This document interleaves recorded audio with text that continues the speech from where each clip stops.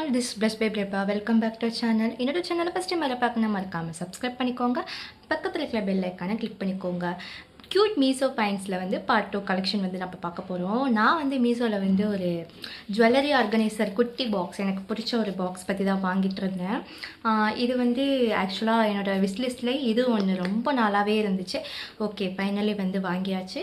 இதோட ரேட் வந்து ஜஸ்ட் ஒரு 350 தான். 350க்கு ஓகேவா இல்லையான்றதை நீங்கள் கீழே கமெண்ட்டில் சொல்லுங்கள். மற்றபடி இதோட யூசஸ் வந்து பார்த்துடலாமா? ஒரு க்யூட்டாக ஒரு நல்ல ஒரு குவாலிட்டியான ஜிப் கலெக்ஷன் கொடுத்துருக்காங்க.